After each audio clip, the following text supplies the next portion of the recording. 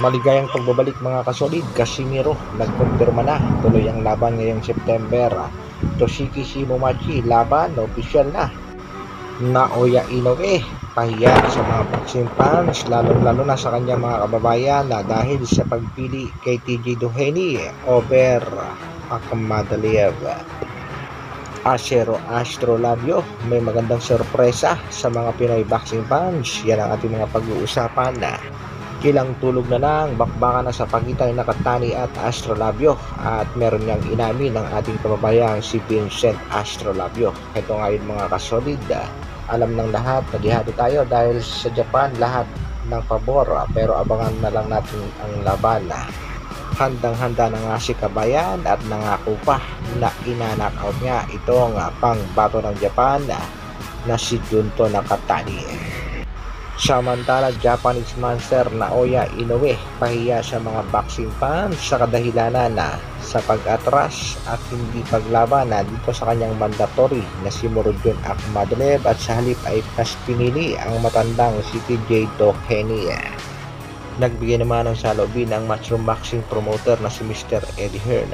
Ayon nga dito kay Hearn mga kasolid, it's a horrific mismatch. Pero tila walang pakialam itong kampo ni Naoya Inoue sa mga pambabatikos ng mga boxing fans. Ang importante, mapanatili ang pagiging undefeated. Mr. Eddie Hearn condemns Naoya Inoue's next fight. It's a horrific mismatch. Kung sa bagay mga kasolid, mismatch naman talaga ang bakbakan. Sa kabilang dako naman mga kasolid, matatanda natin na napabalita ng ating pambatong si Alas. Ang isa sa mga kalaban ay itong ang Toshiki Shimomachi. Pero tinuldukan na rin yan mga kasolid dahil itong si Shimomachi ay undercard sa laban ni Inoue at Doheny.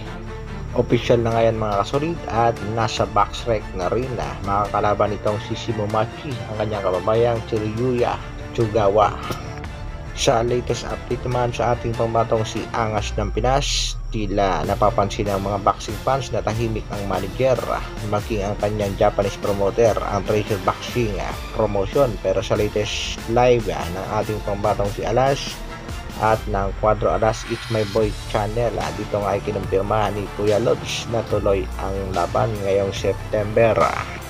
Heto nga ang kanyang naging komento sa live. Sa September ang laban ng ating pangbato.